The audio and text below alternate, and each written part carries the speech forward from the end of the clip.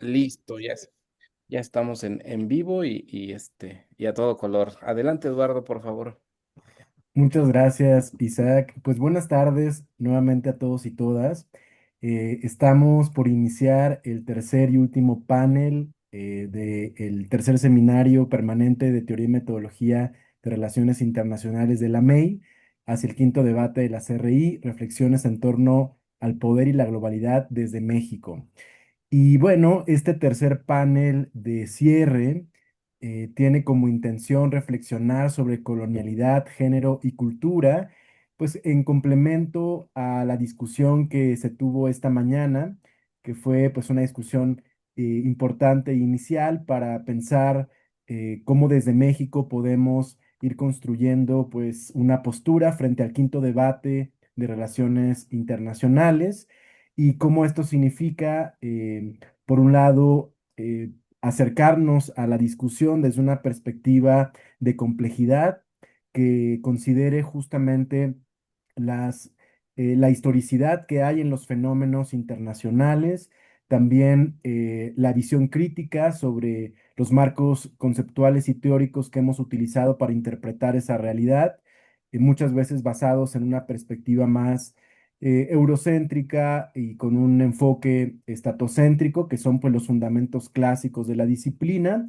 Y si bien el Estado no deja de ser un actor primordial, e importante dentro de las relaciones internacionales y ciertas agendas pues siguen discutiéndose como la seguridad, el poder, etcétera. Hoy reconocemos pues que la discusión sobre estos asuntos pues no se limita justamente a esta perspectiva, digamos, más clásica, sino que hay toda una diversidad, una aproximación plural a la disciplina, en donde cabe reconocer no solo la participación en el análisis sobre distintos actores globales y locales y sus relaciones, sino también como de manera contextual elementos que son fundamentales para explicar las relaciones internacionales contemporáneas. Y dentro de estos elementos, por supuesto, se encuentra la cultura, que es pues un elemento toral, ¿no? Que no es un elemento neutral ni decorativo, sino que en realidad pues formula y reitera también la consolidación de ciertas estructuras que pueden ser hegemónicas en las relaciones internacionales, pero también la cultura pues tiene un campo interesante para la agencia, para la visión crítica y, digamos emancipatoria de las visiones clásicas.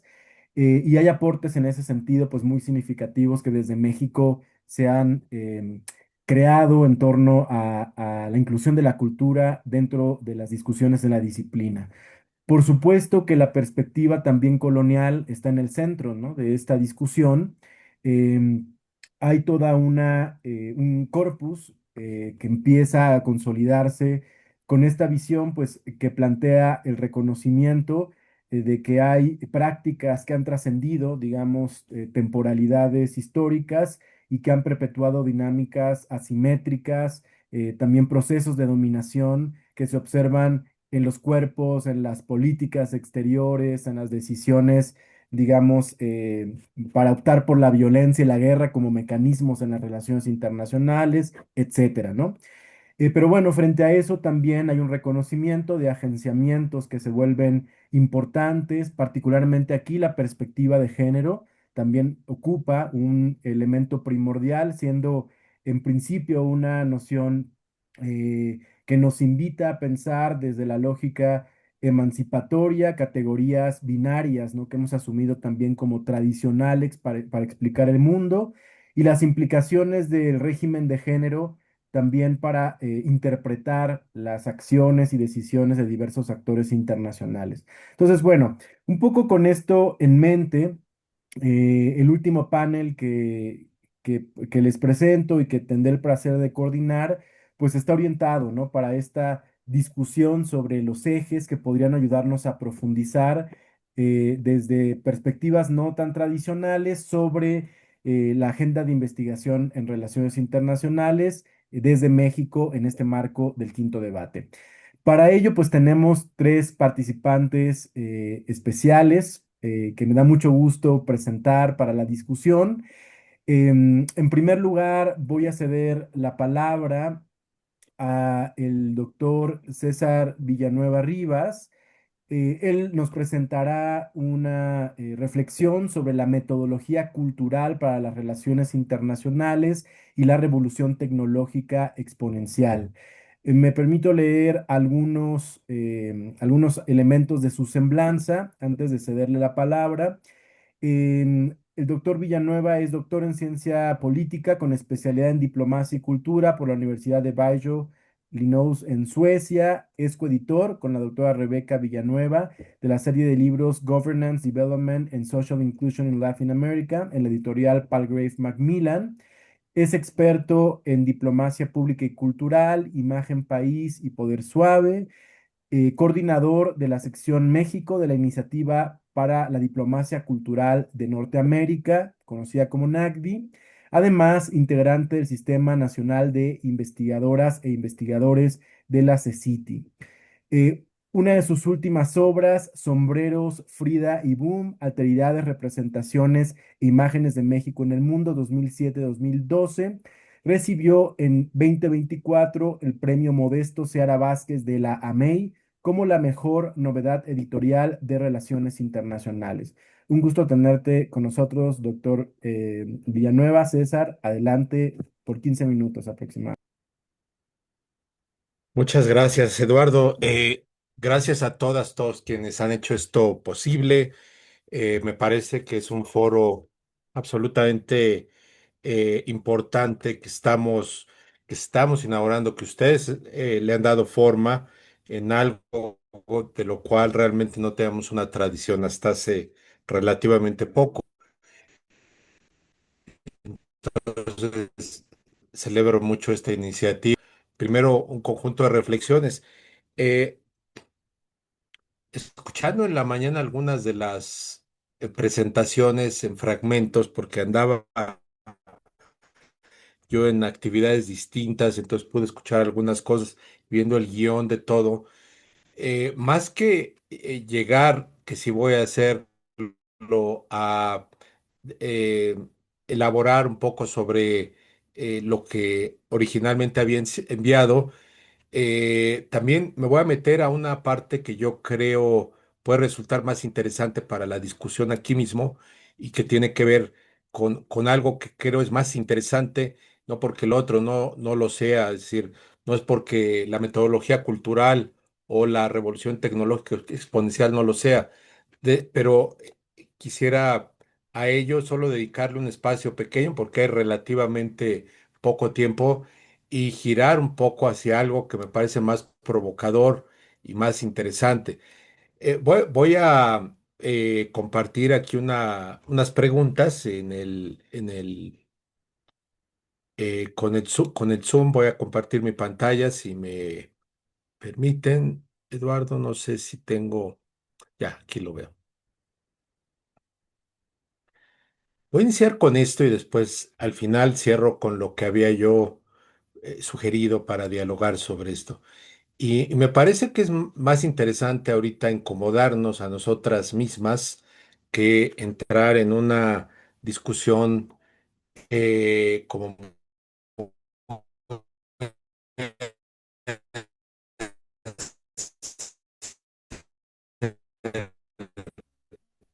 Creo que estamos teniendo unos problemas de audio. A ver, vamos a ver si lo podemos solucionar. De hecho, justo creo que hemos perdido la conexión. Vamos a dar un momento para poder retomar esta. sistémico que tenemos sobre nuestra área, sobre nuestra disciplina. Y me parece más interesante la otra pregunta, que es qué es realmente lo que no sabemos de nuestra disciplina. Será hay eh, todo un océano dentro de nuestra área de herramientas epistemológicas, ontológicas, noceológicas, de cosas que no conocemos, de las cuales no sabemos a fondo de qué trata nuestra área. A mí esa parte me está llamando mucho la atención. Y de ahí quisiera yo plantear a la mesa, a Lalo, a la gente que nos sigue esta tarde, pues tres preguntas que sean incómodas para ello. Y la primera parte de lo siguiente, ¿es nuestra disciplina una disciplina conservadora? Yo creo que sí, fíjense, ahorita les voy a decir por qué. Entre más me sumerjo, no a lo que sé, sino a lo que no sé, voy viendo que nuestra disciplina es una disciplina conservadora en el sentido de que no sigue el pulso de los cambios en el mundo con la agudeza con la que quizá deberíamos de tener. Y no me gusta, pero tiendo a pensar que nuestra disciplina es conservadora. Lo pongo como una pregunta que me gustaría después abundar y debatir con ustedes. ¿Fue nuestra disciplina eh, desde la perspectiva mexicana, latinoamericana, volverse en algún momento relevante para lo que se debate en otras partes del mundo, más allá de lo que se ha logrado? Habrá gente que diga, bueno, pues es que sí hay teoría, metodología, conocimiento que se ha generado desde el sur global, muy particularmente la teoría de la dependencia y algunas variantes de esta, pero es ahí donde nuestra aportación se limita, no tenemos otra forma de participar en los grandes debates globales, y puede haber métodos propios en nuestra disciplina que nos ayuden a revertir esta idea de una disciplina conservadora, que nos ayuden a entender los cambios que estamos viendo en el mundo actualmente. Esas serían las tres preguntas incómodas. Yo creo que hay tres candados en nuestra disciplina que nos limitan enormemente a desarrollar elementos que no nos definan como una disciplina conservadora. Primero, pareciera eh, muy obvio, pero quiero resaltar que ya lo decía Eduardo al principio, usó incluso la palabra, la visión del Estado, el estadocentrismo sigue siendo una manera metodológica con la cual nos acercamos al mundo. Poca gente recurre, sobre todo en América Latina, a una teoría sistémica estructural. Si los hay quienes lo trabajan y con su metodología, y mucho menos la visión individual. Tenemos pocos análisis de individuos y apelamos a los tres niveles de análisis de la disciplina o las tres imágenes, pero el estadocentrismo lo seguimos viendo como el eje central de la disciplina, y seguimos viendo como una persona y le damos elementos antropomórficos, ¿no? De racionalidad, de costo de oportunidad, de una visión de ganancias relativas y absolutas, pero es el Estado. Quizá la economía, desde ahí eh, tomamos un poco los recursos para convertir al Estado en un Estado racional económico. A lo largo de estos breves minutos haré algunas comparaciones con economía, sociología e historia, que yo creo que son disciplinas menos conservadoras, sobre todo la historia y la sociología, que las relaciones internacionales. También creo que metodológicamente estamos atrapados entre un empirismo que no lo hacemos bien en México. Los estudios empíricos son todavía relativamente pocos, en gran medida porque no hay muchos recursos para hacer entrevistas largas, para generar bases de datos vastas. Cuesta mucho dinero, es muy caro hacer esto. Entonces, ciertamente no tenemos una base empírica como lo vemos en otros lugares, y de ahí que parte del material empírico con el que contamos nos limite en la parte metodológica. Eh, Hay otra parte a la que recurrimos más en América Latina y en México, que es una visión interpretativista, si me permiten la palabra, una visión hermenéutica, que de alguna manera quiere tomar elementos de la simbología, de la cultura, por ejemplo, la sociología o la etnografía, pero no tenemos métodos propios para desarrollarlo sin que se vuelvan estudios más cercanos a la antropología o a la sociología de la cultura. Por otro lado, el candado geopolítico pareciera, sobre todo en los últimos meses, cuando hemos visto esta revuelta en el mundo de lo que estamos viendo en la política exterior de los Estados Unidos, que, claro, ustedes lo que hacen es geopolítica, ¿no? Que tiene que ver mucho con la posición de poder que tienen las naciones sobre otras y cómo a través de factores de poder duro se puede controlar la forma como otros países se conducen hacia otros y hacia el sistema internacional. Entonces, lo geopolítico pareciera que es lo que además a la política exterior de los países, a los diplomáticos, les gusta más porque les ayuda a interpretar la manera de pensar que tienen del mundo. Entonces, hay más candados seguramente, pero me refiero a tres que creo son importantes. Cuando yo comparo esto con tres disciplinas como la economía, la historia, la ciencia política o la sociología, me doy cuenta que es en la historia donde yo veo mayor cantidad de rupturas que no ocurren en las relaciones internacionales. En la historia, por ejemplo, se conoce la microhistoria, que parte del análisis de historias de vida de personas que después representan un espacio social y una mentalidad mayor. Está la historia de las mentalidades, la historia estructural, la historia digital. Tenemos una cantidad de historiografías que hablan de una variedad de maneras de ver la historia que no encontramos en las relaciones internacionales. Por eso creo que somos muy conservadores en nuestra disciplina. Eh,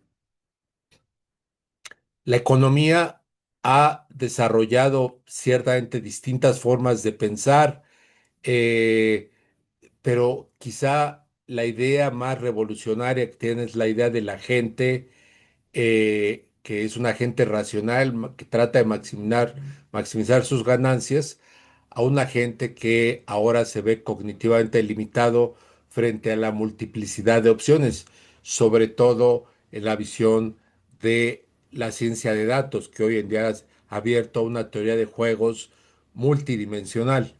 Y en el campo de la sociología también veo claramente una novedad, una metodología, visiones que nos ayudan a entender lo simbólico, lo estructural, pero que de alguna manera tomamos en las relaciones internacionales como métodos prestados que no necesariamente se adaptan a lo que nosotros vemos como nuestros objetos de estudio o nuestro principal objeto de estudio.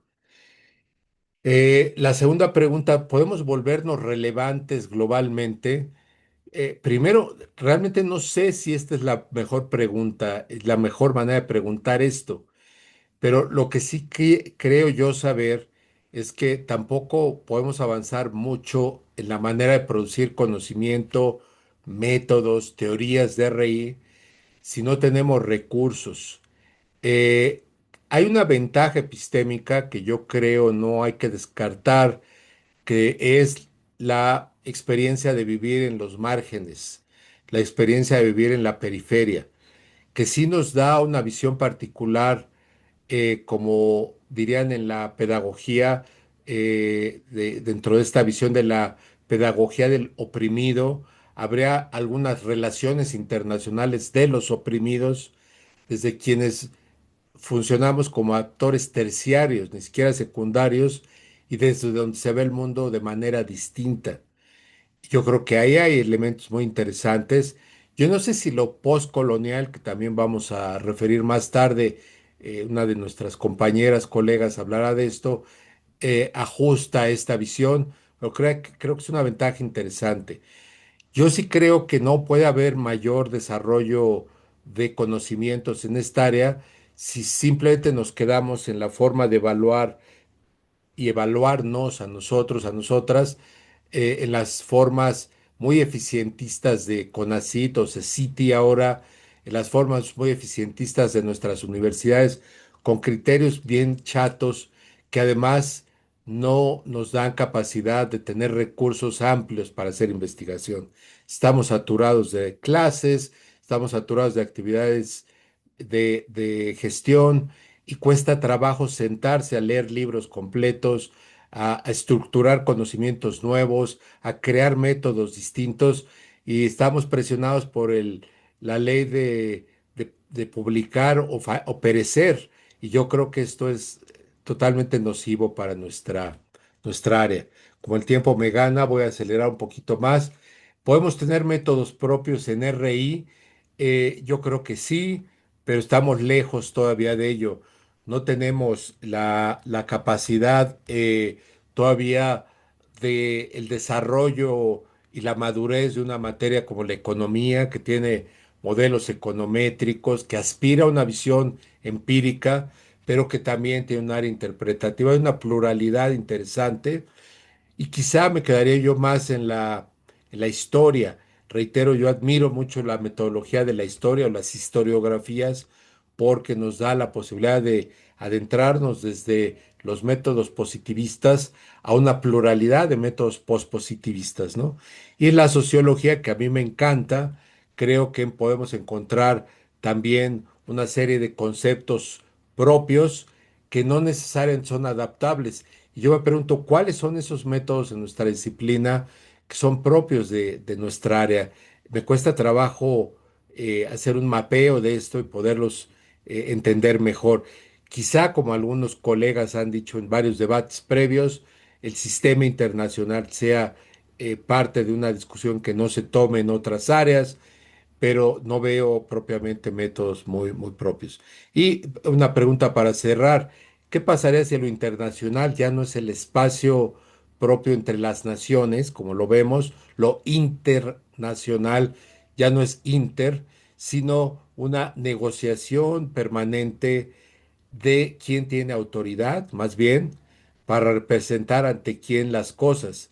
Yo creo que, por ejemplo, una teoría de la representación de lo internacional parece una visión interesante para ver cómo funcionan las relaciones entre estados, más en esta negociación de quién tiene el poder y la representación de los demás frente a la otra comunidad.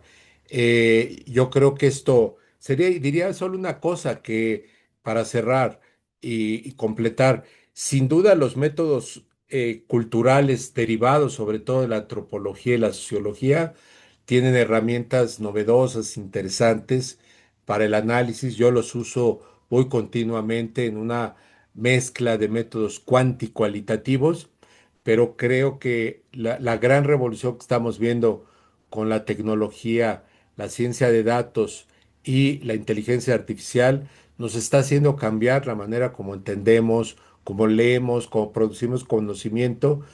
Es muy promisorio, pero también tiende a ser esclavizante en la lógica, como lo estamos viendo ya con los alumnos y los estudiantes, de que esto se puede volver como una especie de bastón o de muletas cognitivas que nos impidan pensar de manera más autónoma. Ahí lo dejo como preguntas más que certidumbres. Gracias. Muchas gracias, César, por tu intervención. Yo rescato dos elementos que me parecen importantes de lo mucho que nos compartiste. Uno de ellos tiene que ver justamente con em, cuáles son las condiciones desde las cuales en América Latina estamos construyendo nuestra disciplina, ¿no? Y aquí tú has tratado, digamos, cuestiones estructurales que un poco nos llevan a pensar en un primer momento de qué manera influye, por ejemplo, la situación socioeconómica en la propia región para establecer posibilidades en la investigación en relaciones internacionales, pero también con lo que se produce, suponiendo que hay digamos, un cuerpo creativo también en América Latina y en México, de internacionalistas. ¿Qué tanto es posible, digamos, extender, ¿no? O compartir a nivel global o en distintas regiones lo que aquí se produce, ¿no? ¿De qué depende que el conocimiento viaje, se instale, sea discutido y demás, ¿no? Es muy interesante, me parece, porque creo que inclusive la cuestión de los debates teóricos o la historiografía aceptada o clásica en relaciones internacionales o las aproximaciones metodológicas quizá más comunes, todas atienden a un proceso, me parece, de geopolítica del conocimiento que de alguna forma explica, ¿no? Por qué ciertas ideas están ahí y han construido la disciplina de cierta manera. Pero bueno, ahora nos estamos posicionando frente a eso y es ahí donde entra pues la importancia de poner el cuerpo y tomar la voz en esta discusión, en este debate, ¿no? Sobre el presente, sobre el pasado, el presente y los futuros posibles. Y bueno, la otra cuestión que quería rescatar es esta dimensión de lo que significa justamente construir desde lo periférico, ¿no? Y si la periferia necesariamente puede pensarse homogénea o en la periferia, me refiero para la producción del conocimiento, también hay otras jerarquías y otras escalas, ¿no? De la propia periferia que también sería interesante problematizar. De repente pensamos en la periferia, ¿no? Como un conjunto más o menos homogéneo, pero la pregunta es, ¿habría diferencias, ¿no? En esa periferia, para este proceso de producción? De repente está la discusión, ¿no? ¿Qué tanto China, India, sus escuelas de pensamiento son periféricas hoy en día? Si en realidad lo son o si hay que interpretarlas de una manera distinta a lo que, por ejemplo, a la forma de producción del conocimiento en América Latina, en fin, ¿no? Son preguntas que creo pueden ayudarnos también a esta discusión. Muy bien, pues bueno, con esto voy a pasar enseguida a la participación de la doctora Ruth Zabal Hernández de la Universidad Nacional Autónoma de México, la UNAM, cuya presentación lleva por título de Centrar el estudio del orden mundial, una lectura desde el ecofeminismo.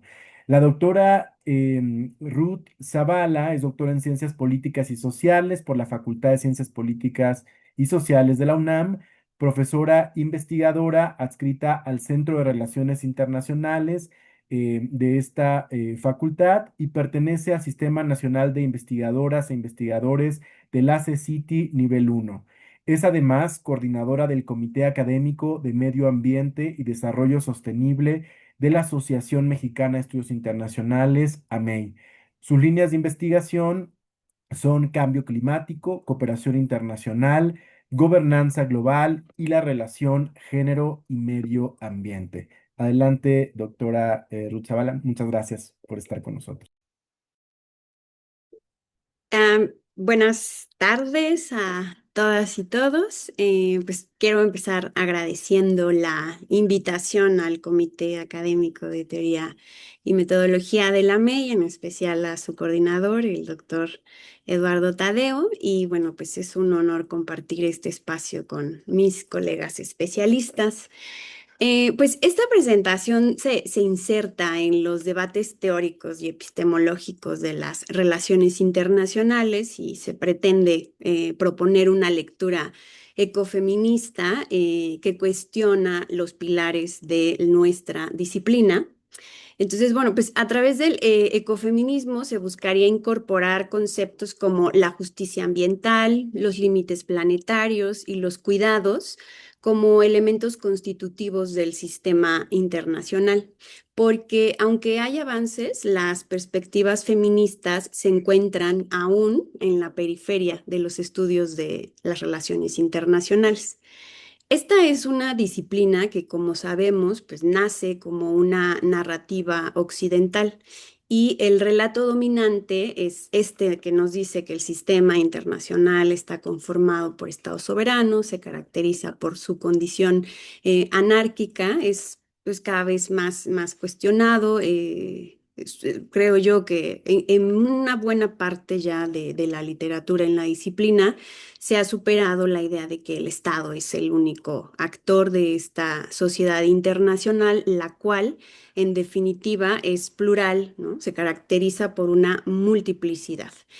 Y la idea de que la disciplina ha avanzado gracias al aporte de grandes teorías caracterizadas por una rigurosidad científica y su aplicación universal, pues es en realidad parte de los mitos fundacionales que constituyen esta narrativa occidental.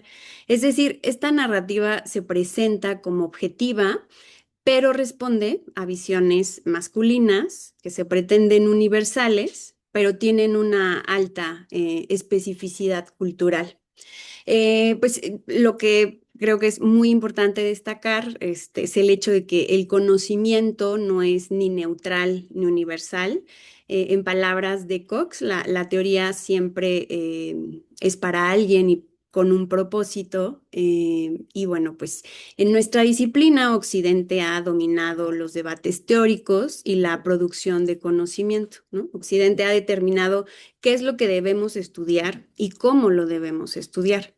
Entonces, esta narrativa occidental contribuye a mantener lo que algunos especialistas han denominado como el parroquialismo epistemológico e histórico en relaciones internacionales. Y al hacerlo, pues se han excluido tanto realidades como desarrollos académicos no occidentales. Por lo tanto, esta narrativa occidental es excluyente, es una expresión más de las relaciones de poder a nivel global. Las teorías tradicionales y sus premisas cumplen una función muy importante para naturalizar esta distribución asimétrica de poder. Y pues esto me lleva a pensar en la idea de Foucault, para quien el poder y el conocimiento no son esferas separadas, sino que tienen una relación constitutiva. El poder produce conocimiento al mismo tiempo que el conocimiento refuerza y legitima el poder. Y en la actualidad tenemos contextos que tienen características que escapan a las categorías que fueron creadas por lo que conocemos como el mainstream en relaciones internacionales. Entonces, pues esto exalta cada vez más la necesidad de generar nuevas agendas de investigación. Y esto ha dado como consecuencia, pues justo la necesidad de utilizar nuevas perspectivas, nuevos conceptos que contribuyan a descentrar el campo de estudio en relaciones internacionales. La agenda de investigación en nuestra disciplina, uno de los puntos que me parece que deberíamos centrarnos, como ya también siguiendo esta idea del doctor Villanueva, pues es en abrir el panorama, descentralizar los temas que han sido dominantes, ¿no? Generar nuevas preguntas de investigación para enriquecer el conocimiento en nuestra disciplina. Y pues quienes se han hecho cargo de este desafío, todavía les decía, se encuentran en los márgenes de las relaciones internacionales. Aquí incluiría los feminismos, los estudios poscoloniales, marxismo, posmodernismo, entre otros. Y pues me parece entonces que es una tarea sustancial abrir esta agenda de investigación. Y en este sentido, pues no implicaría esto rechazar el mainstream, sino establecer un diálogo crítico, lo cual no busca elegir una sola lectura o interpretación, sino abrir el espacio a la multiplicidad de enfoques, de entendimientos en torno a lo que es relaciones internacionales.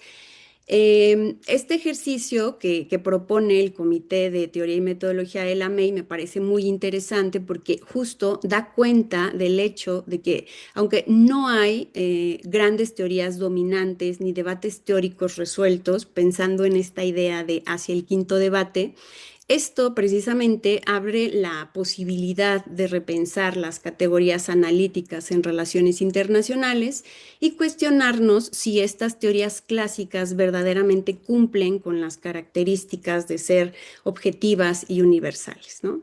En cuanto a los feminismos, pues a partir de la década de los 80, nuestra disciplina se ha enriquecido con nuevos enfoques teóricos que han servido para dar alcanzar, tener estudios más amplios, ¿no?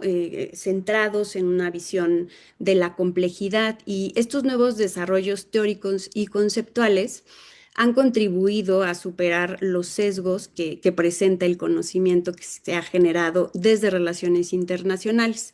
Este es el caso precisamente de los feminismos que se ubican como parte de las escuelas críticas en relaciones internacionales.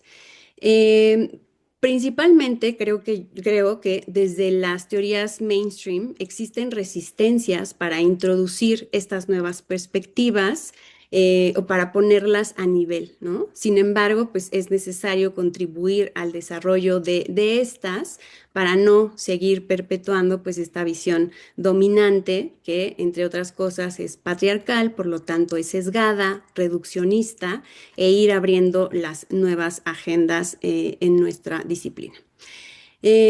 También considero que los estudios que abordan estas otras categorías, que abordan las categorías analíticas que han surgido en las teorías clásicas, se consideran como estudios con un mayor prestigio, tienen mayor reconocimiento y en este punto la comunidad académica juega un rol central tanto en la producción, en la reproducción, la validación y la visibilización del conocimiento, de la narrativa dominante y por lo tanto de la exclusión de otras perspectivas.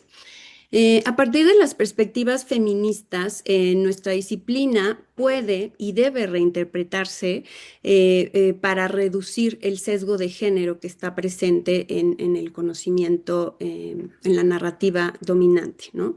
Particularmente desde el ecofeminismo se inscribe estas visiones, que son múltiples, en el centro de las críticas al modelo capitalista, el cual promueve la sobreexplotación de la naturaleza y la acumulación.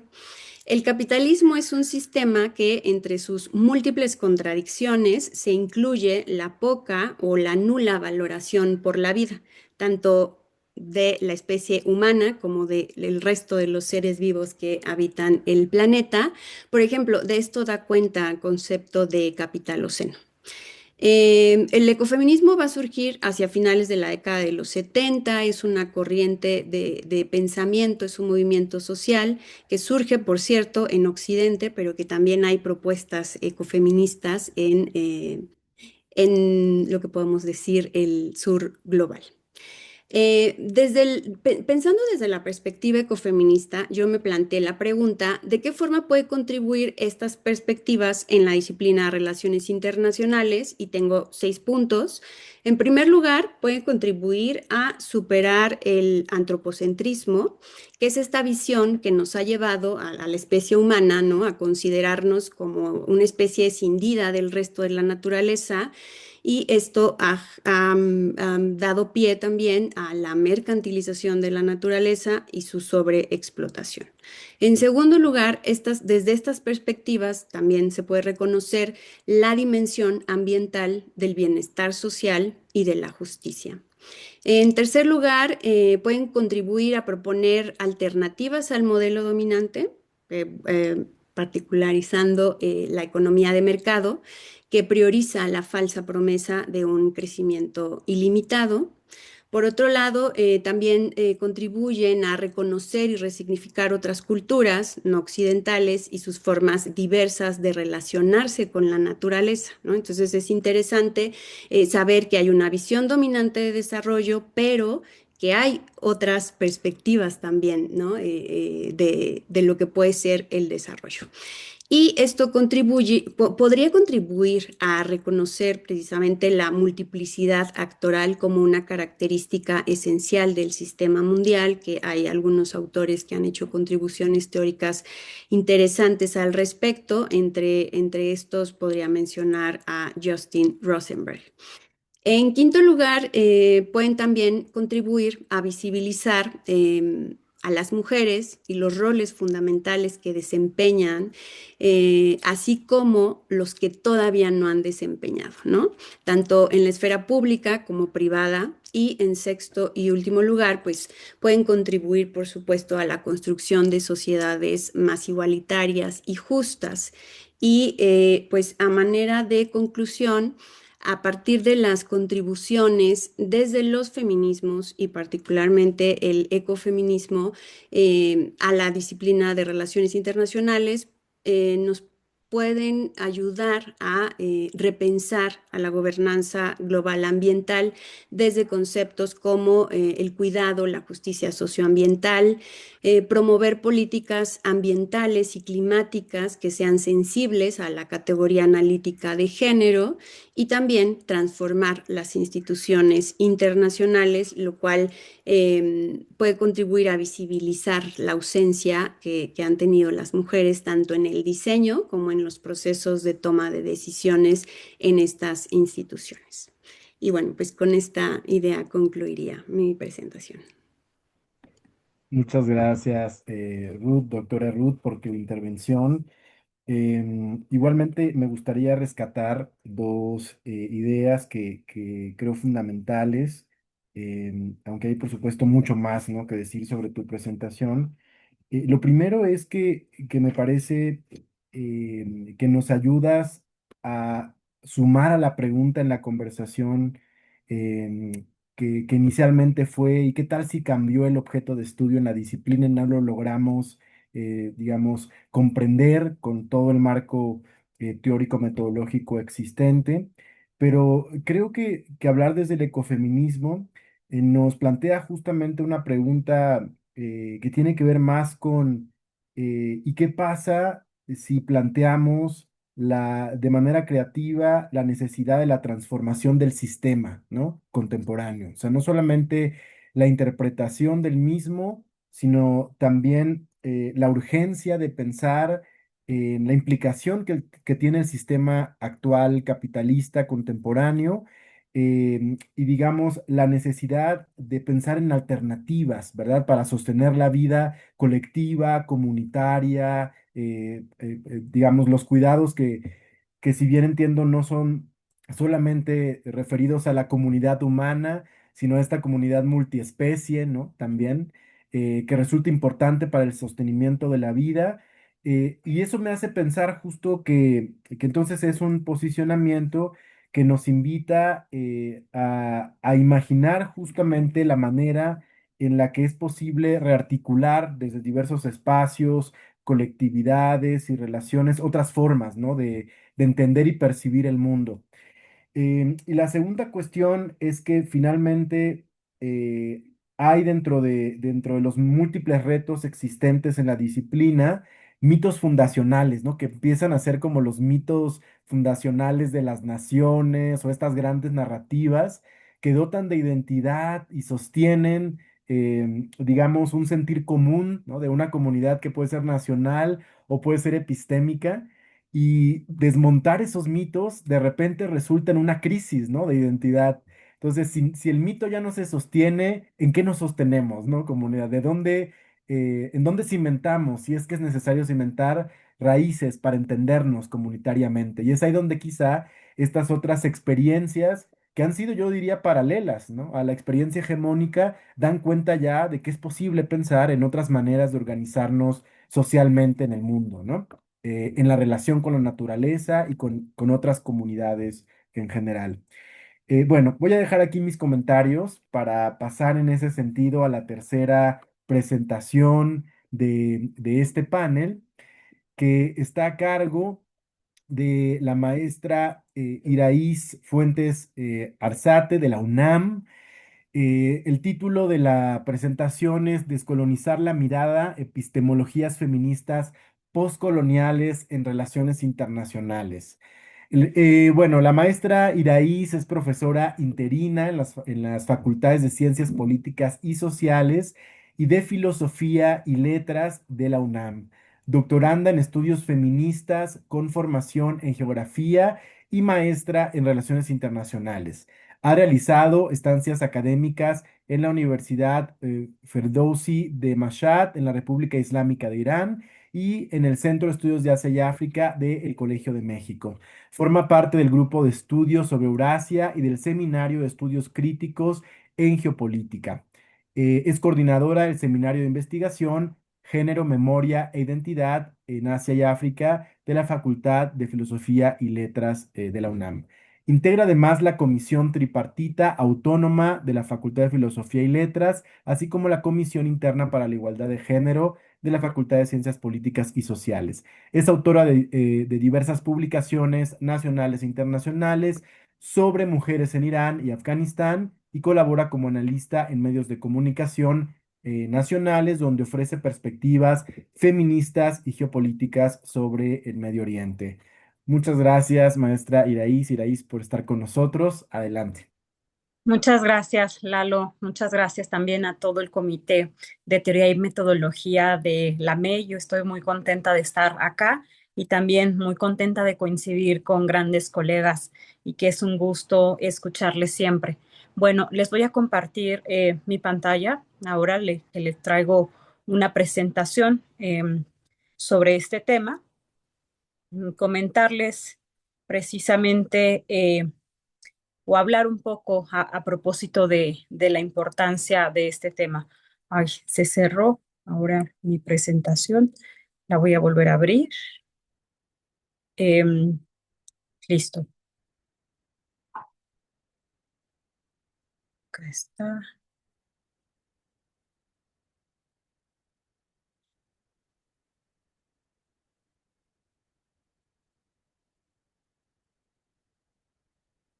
Listo, espero que ya la podamos ver. Ya la Sí, vemos, ya ¿cierto? se puede ver. Gracias, Eduardo. Bueno, pues justamente como en la misma tónica, en esta misma perspectiva, a propósito de la CRI, pues como sabemos es una disciplina que se consolida a principios del siglo pasado, pero se consolida en torno a la high politic, es decir, pues la guerra, la diplomacia, el equilibrio de poder, en torno a ciertas preocupaciones que son pues históricamente masculinas, blancas y desde luego occidentales, pero la problemática fundamental con esto es que se presentan como universales y neutrales y por lo tanto, digamos, verdaderas para el resto del mundo. Entonces, a partir de estos autores canónicos, ¿no? Que se leen reiteradamente en relaciones internacionales y que no hemos querido soltar, se han interrogado ciertos supuestos, ¿no? Como el actor racional, como un hombre egoísta, la división público-privada, y que va a excluir esta división, esta dicotomía, pues a lo doméstico, de lo llamado internacional. Y entonces, cómo estas categorías de poder, soberanía y anarquía están asociadas altamente con cuestiones de masculinidades hegemónicas.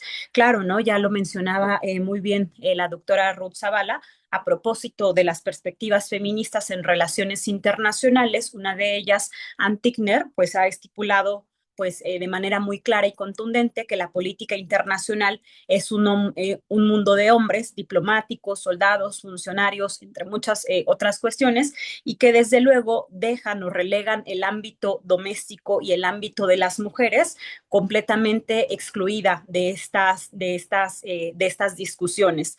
Ahora, ciertamente es que estas perspectivas feministas en relaciones internacionales que han tenido un auge a partir de los 80, pero con mucha más fuerza a partir de los 90, emergen con esta intención de develar que lo presentado como universal es en realidad, además de patriarcal, claramente colonial y desde luego excluyente. Sin embargo, también cabe decir que estas aproximaciones críticas de las relaciones internacionales, es decir, desde los feminismos, el constructivismo, incluso la misma teoría crítica, muchas veces terminamos replicando el colonialismo y desde luego el orientalismo, porque esta disciplina pues se consolidó precisamente para justificar la invasión y la colonización y que es una lógica que forma parte del cómo experimentamos y además interpretamos el mundo. En ese sentido es por eso que en esta intervención propongo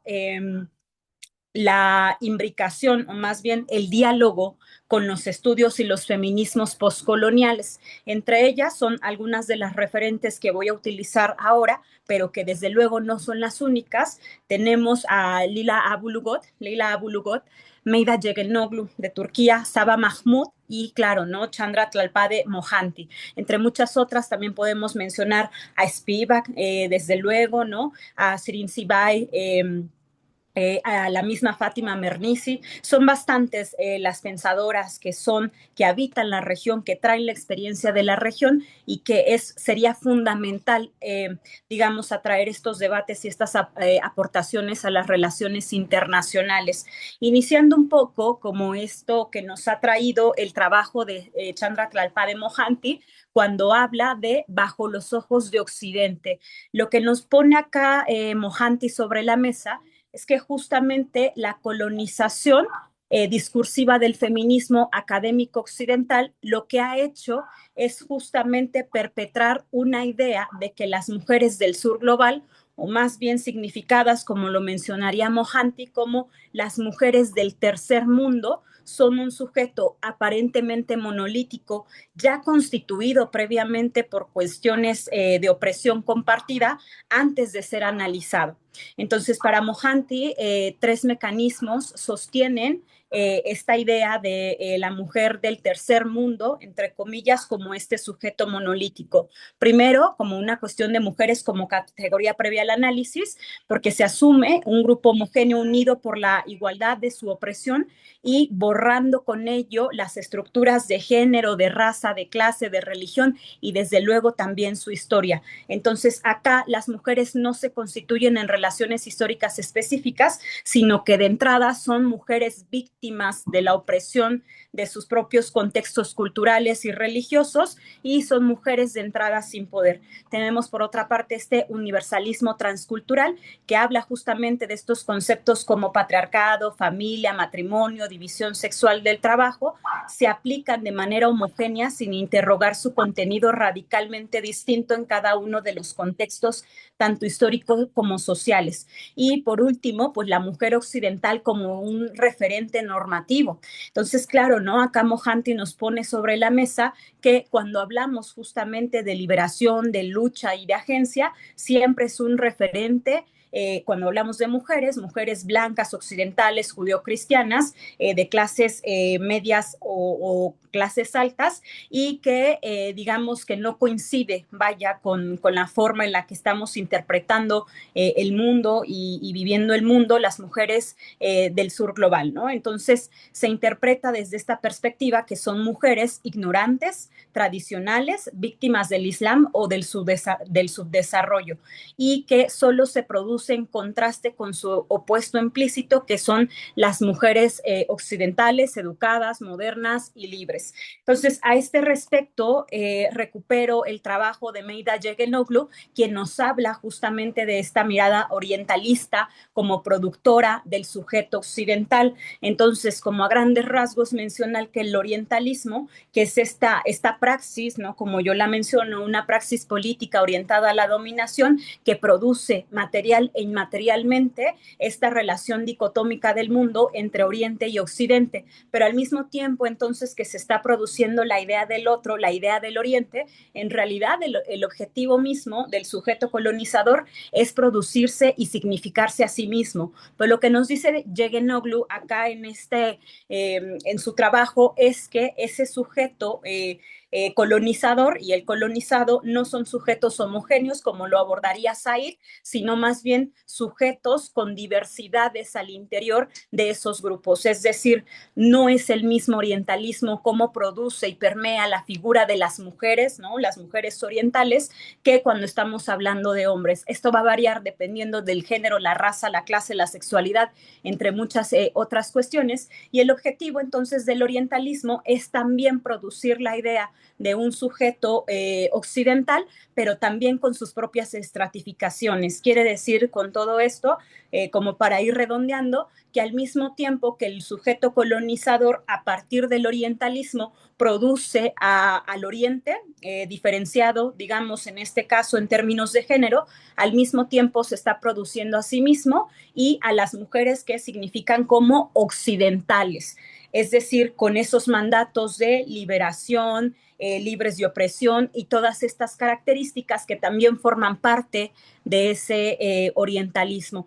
En ese sentido, pues esta mirada colonial, al insistir en representar, por ejemplo, el velo islámico como un símbolo de opresión, misterio o sumisión, también está ocultando al mismo tiempo la representación y la manera en que el propio sujeto occidental es el que necesita de esta construcción para afirmarse como un sujeto de conocimiento y un sujeto de poder. Es decir, ese sujeto occidental que se ha consolidado incluso con mucha fuerza desde las relaciones internacionales, como el diplomático, el soberano, el sujeto que litiga, el sujeto con capacidad de agencia y demás, en realidad es resultado de un proceso también que habla del propio orientalismo. Como para avanzar un poco sobre esto, mencionar y traer a colación el trabajo de Leila Abu-Lughod cuando habla de salvar a las mujeres de color de los hombres de color,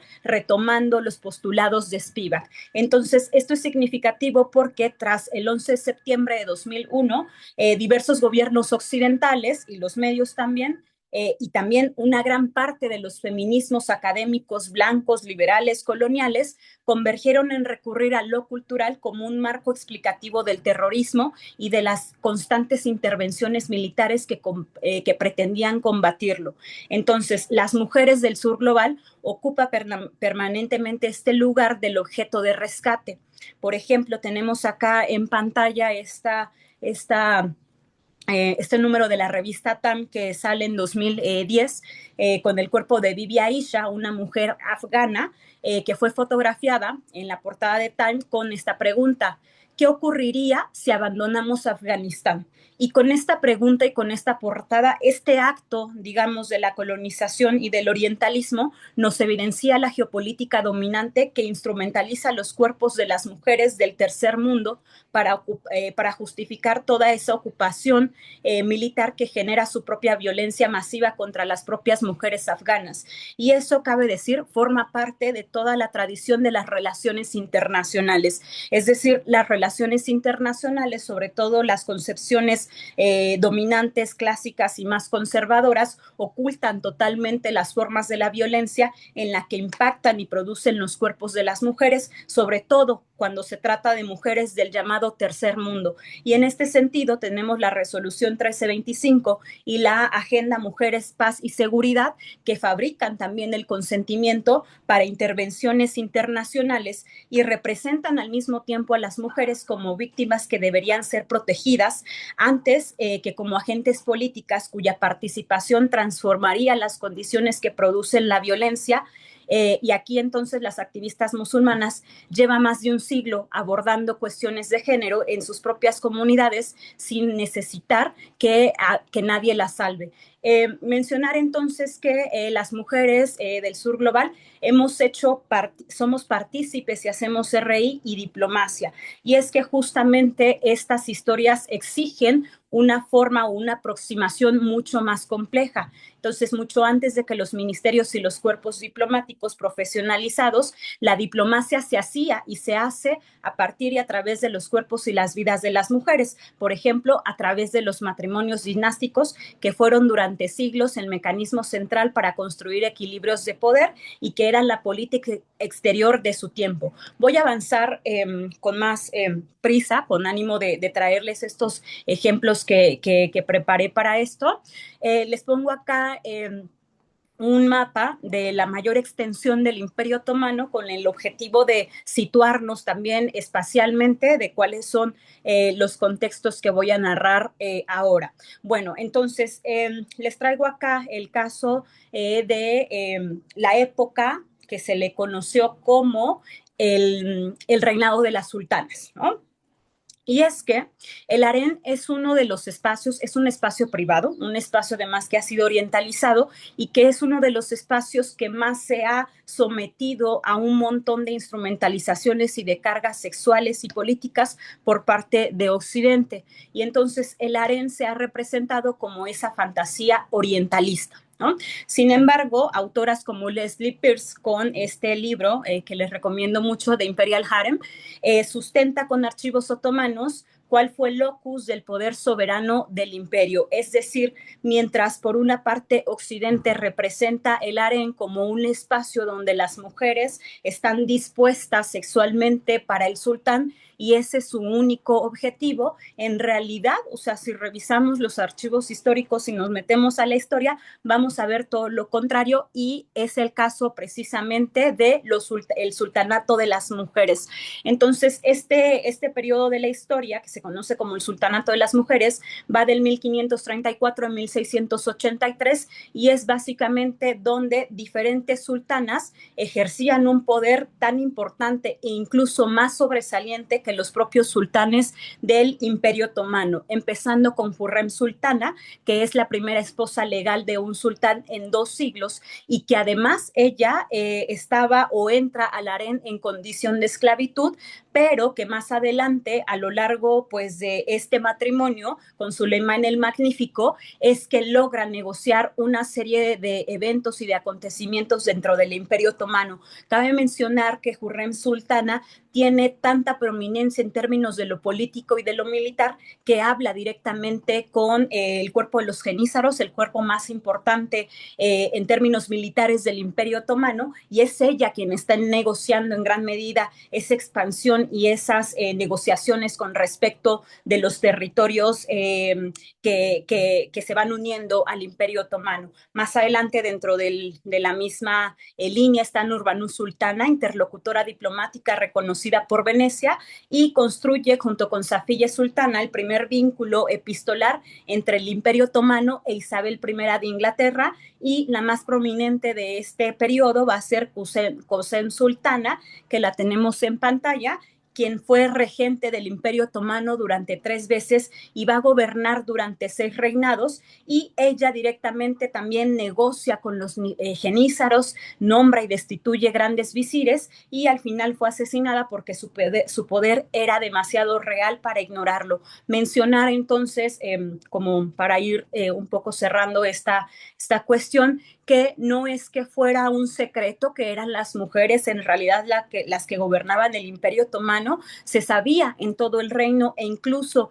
en otros imperios que eran las mujeres las que tomaban las decisiones de estos imperios, y lo mismo sucedió, por ejemplo, en Persia sasánida, justamente con esta expansión del Islam. Sin ánimo de tomar más tiempo, solamente les menciono este libro, el Shahnameh, el libro de los reyes, que fue escrito entre 1777 y el 1100 después de Cristo, por Abolcasel Ferdowsi. Y acá, si bien esta historia es ficcional, lo cierto es que está tomando un montón de acontecimientos de su propia época que va a evidenciar la capacidad política que tienen las mujeres en este periodo de la historia, como sujetas negociadoras, como sujetas diplomáticas. Son ellas, por ejemplo, el caso de Sindok, la que logra evitar una confrontación amplísima entre el Shah de Persia y el rey de Kabul, y que justamente es como logra mantener estos lazos y esta estabilidad en ambos reinos. Entonces, también tenemos más adelante, de forma más contemporánea, el caso de las mujeres palestinas, que forman parte justamente fundamental para la resistencia y para la existencia de Palestina. Entonces, claro, ¿no? Más allá de estas aproximaciones clásicas occidentales en donde reducen a las mujeres de estas regiones, especialmente del denominado mal llamado tercer mundo, en realidad es todo lo contrario. Cierro mencionando que las relaciones internacionales han sostenido su pretensión de universalidad sobre una ficción de un sujeto que conoce al mundo desde ningún lugar en particular, y esta ficción se produce y se reproduce marcando al otro, a las mujeres del sur global y a la las sociedades islamicadas a los pueblos colonizados como los atributos que el sujeto occidental, blanco, varón, cisgénero, de clase alta, judeocristiano, necesita expulsar de sí mismo para constituirse como racional y como soberano. Por ello es indispensable recuperar las epistemologías feministas postcoloniales y feministas islámicas, lo cual nos obliga a cuestionarnos qué categorías utiliza la disciplina, desde qué posición histórica se produjeron y a qué intereses geopolíticos están sirviendo. Mientras que esa pregunta no esté en el centro de las relaciones internacionales, toda aproximación feminista que se limite a añadir mujeres a los marcos ya existentes, caemos el riesgo de reproducir con otra firma la misma lógica colonial que pretende combatir. Le dejo aquí y muchas gracias.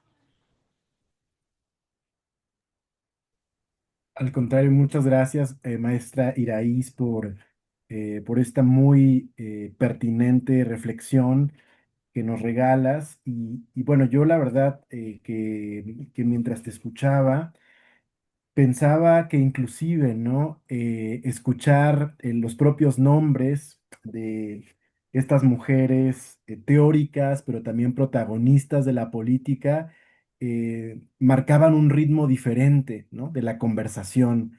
Quiero decir, a lo que estamos usualmente acostumbradas a escuchar, ¿no? Y justo esto creo que tiene que ver con la discusión sobre qué hemos definido y reproducido como lo universal en la disciplina y cómo también las categorías que utilizamos de alguna manera las hemos naturalizado, ¿no?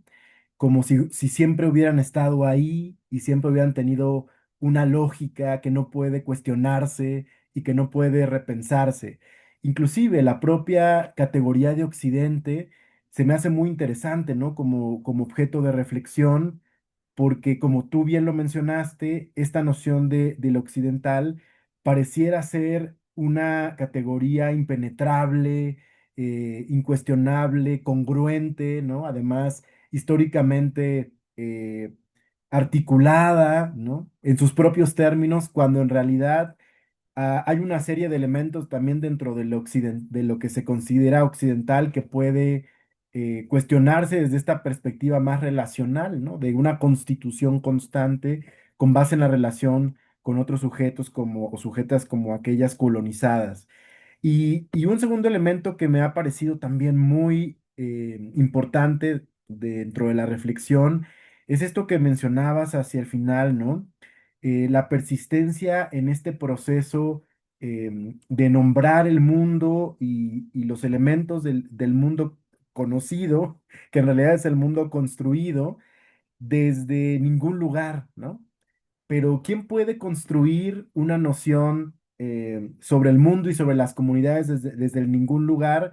Pues justamente el sujeto que tiene el poder en esta lógica de dominación para contar una historia única, para hacer que esa historia sea exitosamente reproducida a nivel global y eventualmente internalizada a veces, ¿no? También y asumida por por las propias comunidades que están en estos procesos de colonización. Aquí solamente dejo una última reflexión. Me hizo recordar mucho este concepto que en América Latina se ha mencionado del orientalismo periférico, que no sé si sería también pertinente para repensar qué pasa, ¿no? Con las comunidades colonizadas, si no de repente justamente estamos reproduciendo, como se ha mencionado acá, estas mismas categorías y en esta aparente crítica que hacemos sobre los conceptos que se han generado en la disciplina, de repente no caemos, ¿no? Como ustedes también y tú lo mencionabas, en una, pues sí, reproducción teórica, pero también a veces epistémica, ¿no? Que nos regresa justamente a esta lógica de, digamos, de la dominación colonial, de la que no logramos escapar del todo, ¿no? Entonces, bueno, yo creo que hay mucho para reflexionar. Voy a ver si hay algunas preguntas o comentarios que podamos, digamos, tomar en cuenta para una siguiente ronda de reflexiones. Por lo pronto, aquí en el chat veo un comentario de Elmi Lemos, muchas gracias. Y nos dice, agradezco la intervención del doctor Villanueva. Como historiadora, estoy de acuerdo en que las diversas escuelas historiográficas nos han permitido mirar el mundo fuera del Estado-nación. En ese sentido, pensaba incluso que podemos resaltar la importancia de la historia intelectual. Sin embargo, pensaba también que la última pregunta que se formuló aplica igual para la historia, puesto que las grandes historiografías vienen del norte global y los historiadores latinoamericanos seguimos pensando sobre la manera en la que podemos incidir y aportar al debate global sobre el pasado. Veo que por el momento no tenemos algún comentario o pregunta en Facebook, pero bueno, aprovechando antes de iniciar con esta ronda de respuestas, quizá podría sumar alguna pregunta también para que la podamos tomar en consideración. Una de ellas sería justamente para la doctora Ruth, en esta idea sobre todo de los cuidados y la importancia que pueden tener los cuidados en la reflexión de relaciones internacionales desde la perspectiva ecofeminista, ¿no? ¿Cómo entender justamente el cuidado como una categoría para repensar estas relaciones sociales internacionales y qué implicaciones también metodológicas tiene? O sea, acercarse, digamos, a esta reflexión desde la noción de los cuidados, ¿no? Y bueno, para la maestra Iraíz Fuentes, me gustaría quizá invitar a la reflexión sobre cómo entonces podemos justamente encontrar esta estrategia, si es posible, o esta posibilidad, ¿no? De desorientalizar, o no sé si esa es la expresión correcta, este, o tomar una postura antiorientalista dentro de la disciplina. ¿Cómo empezamos? ¿Qué implicaría? Digo, en la presentación misma ya hay, ¿no? Toda una propuesta justamente para hacerlo, pero digamos, para quien de repente se hace esta pregunta de ¿y cómo inicio, ¿no? En un proceso de cuestionamiento, ¿cómo podemos iniciar ese proceso de cuestionamiento? Y realmente es posible, ¿no? Desorientalizarnos o siempre tendremos una suerte de memoria orientalista en el pensamiento, en el cuerpo. ¿Cómo puede funcionar esto, ¿no? Bueno, si les parece, les pediría responder en el mismo orden en el cual hicieron sus presentaciones. Entonces, primero les cederé la palabra al doctor César Villanueva. Adelante.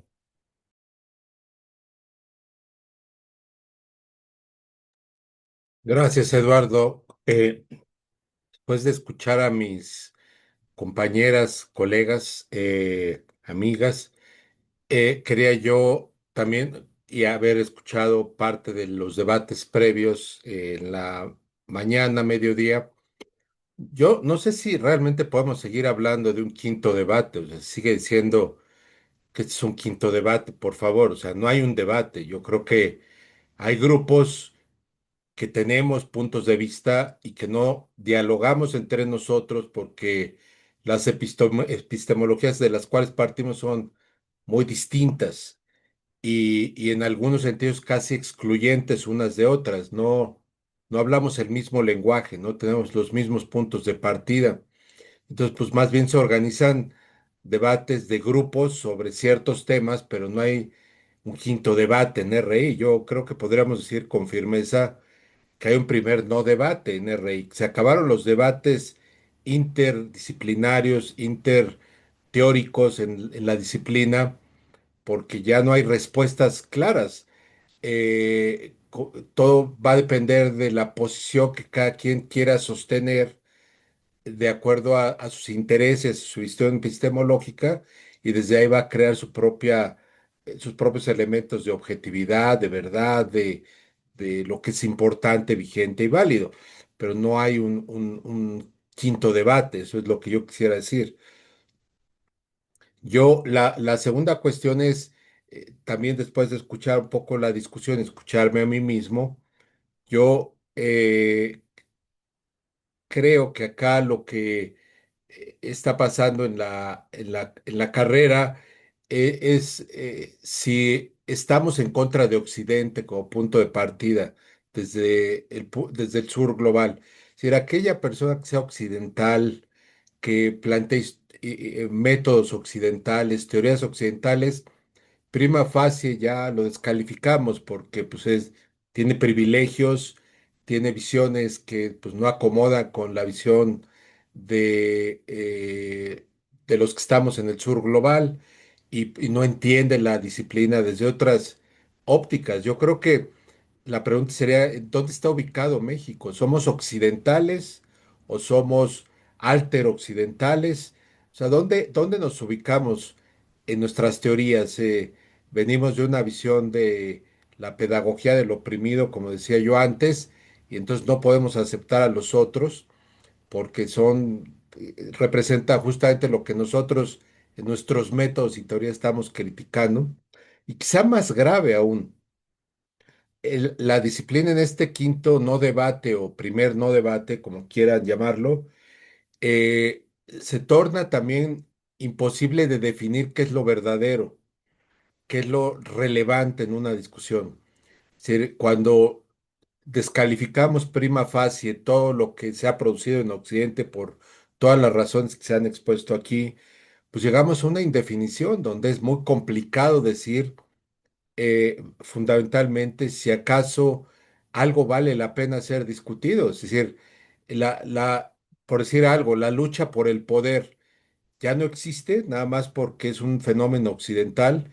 Y si vamos a culturas no occidentales, la lucha por el poder tampoco existe, o una discusión entre grupos mayas, por ejemplo, de Guatemala, México, Honduras. En esos grupos no hay relaciones de poder y lucha por el poder. O sea, es una categoría occidental que por ser occidental ya no nos sirven las relaciones internacionales. Y yo creo que hay muchas cosas que hay que repensar porque digamos que hay estas líneas que nos pueden llevar a, a una, a crear grupos cerrados de articulación donde no podemos entrar algunos porque pertenecemos a alguna categoría de exclusión por la cual nos han marcado.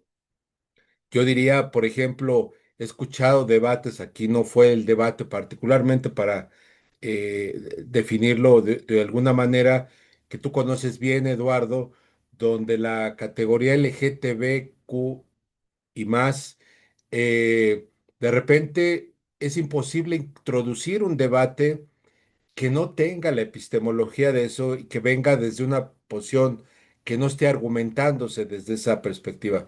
Es decir, ¿dónde entraría una discusión como del mundo, de las relaciones internacionales, con categorías que fueran más comunes y universales, interparadigmáticas, para realmente poder dialogar? Porque si no, simplemente estamos señalando a los enemigos, por un lado, y por otro lado a quienes son los aliados o los amigos, pero no estamos realmente en una discusión académica. Y yo diría que la otra pregunta que emerge aquí es, ¿dónde trazamos el punto de lo estrictamente ideológico de estos debates y aquella cuestión que sí tiene ambiciones de conocimiento aplicable a distintas realidades? Más allá del conocimiento occidental, con premisas de verdad y todo esto, hay posibilidad de articular realmente un debate más allá de las distintas posiciones fragmentarias de la disciplina en este primer no debate. Yo no lo sé, yo soy muy escéptico de todo esto ahora y creo también que esto está enfatizando todavía más la discusión de que somos una disciplina conservadora. Primero por el origen, donde efectivamente lo que queríamos mantener era un status quo epistémico, y ahora en el primer no debate o quinto no debate, como lo quieran ver, porque cada quien está protegiendo su parcela, su territorio, y nos volvemos conservadores en torno a ello. Ahí lo dejo como provocación, gracias. Gracias, César. Bueno, ahora cedo la palabra a la doctora Ruth Zavala. Adelante. Muchas gracias.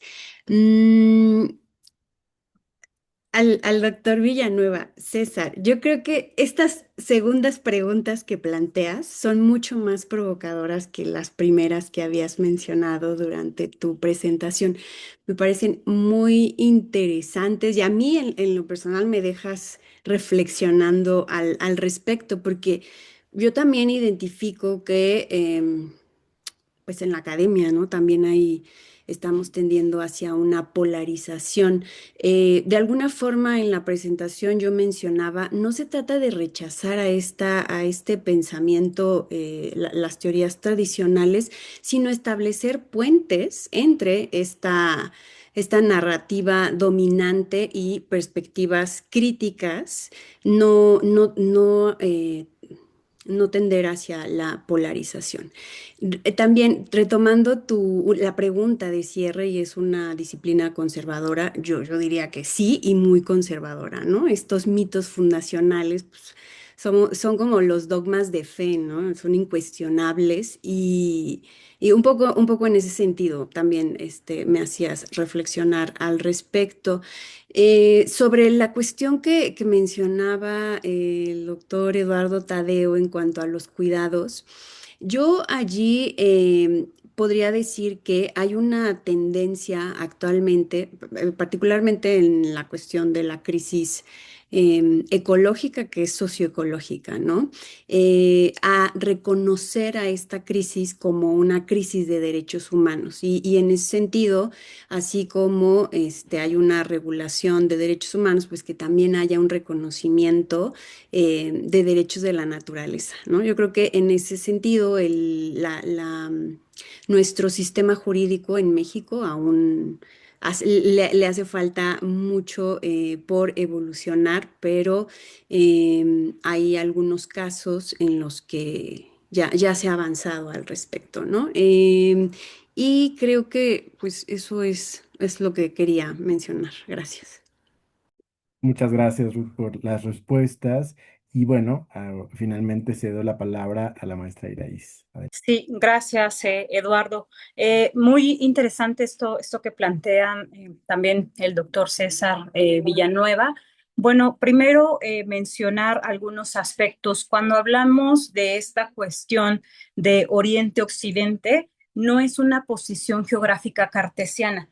Más bien nos estamos refiriendo a un abordaje desde el ámbito de la producción social del espacio. Es decir, hay sures en el norte y hay nortes en el sur, porque esto plantea entonces que no hay un corte lineal entre unos y otros, sino más bien se trata de la estratificación y del ordenamiento del mundo global en términos o a partir de las estructuras de género, de raza, de clase, y que desde luego están totalmente imbricadas. Entonces, cuando nos referimos a Occidente, no hacemos un corte tajante del mapa, vaya, de qué es lo que es Occidente, ¿no? Sino más bien cuáles son las formas, las estructuras sociales que han producido esas formas dominantes, ¿no? Que son formas de pensamiento, estilos de vida, visiones comunes, formas de abordar y de interpretar el mundo. Eso es lo que es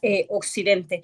Y también esta otra cuestión de que una reivindicación de que lo que viene del sur es válido y lo que viene del norte no es válido. No es así, también viene desde esta postura de la aproximación o desde la idea de la producción del espacio, y lo que nos dice acá más bien es que habría que comprender uno a partir de la relación con el otro. Es un abordaje dialéctico, no es dicotómico. Es decir, comprender que Occidente no existe porque es de manera esencial, así nació. No, que necesita entonces también al mismo tiempo para producirse, para definirse a sí mismo, necesita la producción del otro, y esa producción del otro es a partir de la subordinación, del despojo, de la violencia y un montón de formas de dominación que precisamente le están dando forma a ese mundo moderno. Y pensaba justamente en los abordajes de Enrique Dussel, ¿no? Acá me parece que Dussel es fundamental para comprender este abordaje, porque si bien Dussel no habló en sí de orientalismo, en realidad lo que nos está planteando Dussel con esta producción del mundo es que nos está dando varias pistas hacia eso. Quiero decir, ¿no? Dussel justamente habla de este proceso de invención, de colonización, de conquista de lo que hoy conocemos como América. Entonces ahí damos cuenta que fue necesaria primera toda esa producción de lo que significa hoy América para que le diera las bases materiales para la producción del orientalismo. El orientalismo no surge de la nada, necesita bases materiales en términos de superioridad económica y más adelante militar que le va a permitir representar y producir este mundo así como hoy lo conocemos. Claro, ¿no? En ese sentido, y contestando también un poco la pregunta que lanzaba Eduardo, entonces no es que el orientalismo tenga que ver exclusivamente con personas que habitan el oriente, como si fuera algo externo a nosotras y a nosotros. Todo lo contrario, ¿no? El orientalismo existe gracias primero a la colonización que se lanza contra América y eso hace posible su forma material y al mismo tiempo como sujetos, también sujetas resultado de ese proceso de colonización, somos reproductoras de este orientalismo periférico, como ya bien lo mencionaba Eduardo, ¿no? Y en ese sentido, la pregunta más precisa que lanzaba, que me parece muy importante, ¿cómo podemos encontrar estrategias o posturas antiorientalistas desde nuestras propias disciplinas? A mí me gusta mucho por eso, en ese sentido, las preguntas que lanzan los estudios y feminismos postcoloniales, pero también otras posturas feministas críticas que no necesariamente vienen como de estos espacios, ¿no? Y ahora pienso justamente en Donna Haraway. Y es que un ejercicio que nos lanza también Haraway como las postcoloniales es regresarnos la pregunta que nos estamos haciendo, ¿no? Es decir, o sea, más allá de tratar de indagar como un ejercicio, digamos, para ir dilucidando las estrategias orientalistas, más allá de preguntarnos, por ejemplo, cómo el hijab, ¿no? ¿Cuál es el significado del velo islámico para las mujeres o del harem para estas sociedades orientalizadas? Más bien regresarnos la pregunta y cuestionarnos, ¿por qué me pregunto eso? ¿Cuáles son las estrategias, las formas de dominación que han producido mi mirada, que mi mirada hace que me pregunte eso? Esa pregunta que es tan recurrente a lo largo de todo el mundo, porque claro, ¿no? Hace parte del orientalismo. Probablemente esa pregunta que nos estamos haciendo y que en primera instancia parece o sea, parece totalmente alejada de relaciones de poder, en realidad es resultado de las relaciones de poder. Entonces, cuando hablamos de una posición antiorientalista, es un ejercicio y es una práctica continua, es decir, no porque llevamos, no sé, estudiando 10, 20, 15 años cuestiones sobre el orientalismo, estamos exentas sobre el orientalismo. Claro que no, porque el orientalismo produce cuerpo, produce miradas, produce visiones de mundo. Entonces es muy probable que se nos vuelva a salir alguna de esa reflexión, pregunta y demás, pero la cuestión está en tener la mirada muy aguda y darnos cuenta de cuáles son esas formas en donde el orientalismo está encontrando formas para seguir reproduciéndose, porque ahí en realidad es donde se consolida el poder, ¿no? Como se mencionaba también por acá en esta discusión a propósito de Foucault, que para Foucault el poder es productivo, ¿qué es lo que produce? Produce sujetos. Esa es, menciona él, ¿no? La invención más acabada de la época moderna, la producción de sujetos. Y esa producción de sujetos habla o implica también esa forma en la que nos preguntamos y miramos el mundo. Entonces, claro, somos resultados, somos producto y reproductoras del orientalismo. No es que sea totalmente inamovible, pero claro, ¿no? Es una estrategia, es una tarea continua, es persistente. Sí, eso. Muchas gracias, Iraís, por la respuesta. Bueno, creo que ha sido en realidad yo diría, un diálogo muy interesante respecto a la discusión del quinto debate y me hace preguntarme qué tanto, a pesar de la fragmentación que se menciona o la aparente imposibilidad de acercamiento entre las y los investigadores en torno a la disciplina, que tanto es posible crear desde la fragmentación, ¿no? Es posible dialogar desde la fragmentación. Creo que este ejercicio del seminario es una apuesta justamente para poner en el centro esa pregunta, ¿no? ¿Y qué tal si de repente, digamos, la refundación de la disciplina en este mundo fragmentado tiene que ver con ese acercamiento dialógico desde puntos de vista que parecen irreconciliables, ¿no? Yo creo que hay mucho que se puede rescatar de la discusión en ese sentido, y que creo que sí nos da pautas para pensar también desde México cómo ir articulando esa discusión del quinto debate o del quinto no debate, como sugería César. Y bueno, quisiera justo, ya tenemos que cerrar porque el tiempo nos ha comido por esta discusión tan interesante. Quisiera retomar brevemente como elementos propios, ¿no? De la discusión de este panel, pero también de las discusiones anteriores, como para tratar de dar un cierre, digamos también momentáneo, porque no quiere decir que la conversación acaba acá, ¿verdad? Ni que hallamos finalmente el hilo negro de este momento y del entendimiento de la disciplina. Una de las cosas que creo que son muy evidentes es que hay una preocupación en términos de la mirada, ¿no? Que estamos forjando respecto al objeto de estudio en la disciplina. Ha cambiado, digamos, el objeto de estudio. em, es una de las preguntas, ¿no? Que ha sido recurrente, y si ha cambiado el objeto de estudio, cómo hay que redefinirlo, cómo hay que plantearlo, ¿verdad? Para pensarlo como parte de esta perspectiva disciplinaria, que sin embargo se ha dicho también, en realidad, pues hay todo un acercamiento transdisciplinario, interdisciplinario, que pone un poco en jaque, ¿no? La noción de la propia disciplina. O sea, ¿qué tanto debemos seguir conteniendo la discusión para preservar a la disciplina? ¿O qué tanto debemos abrirla, ¿no? Asumiendo justamente que es una disciplina que no puede entenderse sin el acercamiento con otras, ¿no? O la co-construcción de conocimiento con otras. Y es interesante porque justo es también la idea, ¿no? De crear fronteras disciplinares de las cuales es imposible salir o entrar para otras disciplinas que son distintas a la CRI. Otra cuestión es que parece que estamos en un cuestionamiento ontoepistemológico, no solamente sobre qué es, ¿no?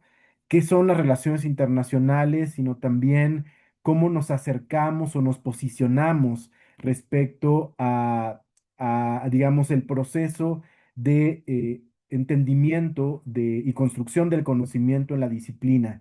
Y quizá justamente en esa dimensión ontoepistemológica es donde se observa con más claridad pues esta perspectiva fragmentaria, ¿no?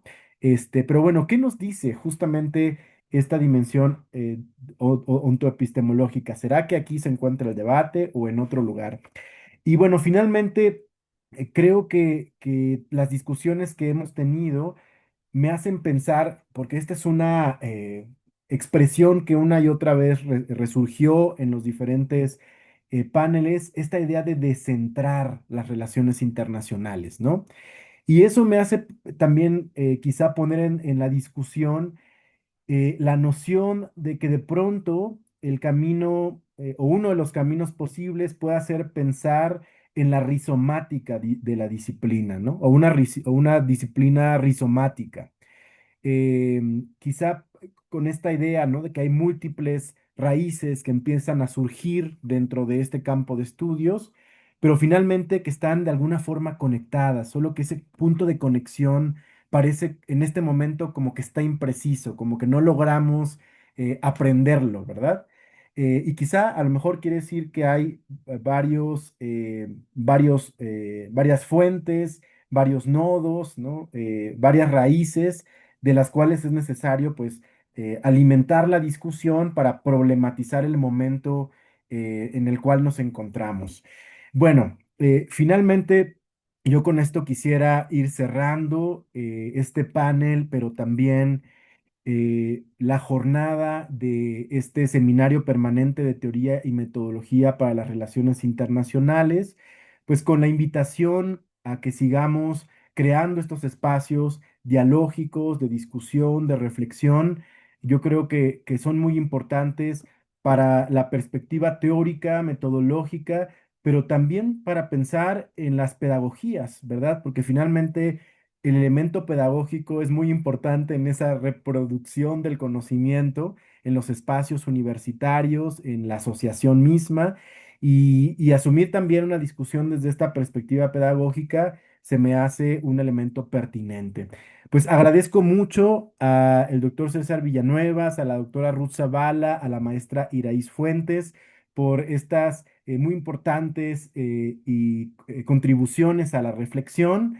Por supuesto, también a la Asociación Mexicana de Estudios Internacionales por arropar la jornada del día de hoy junto con la FES Acatlán UNAM.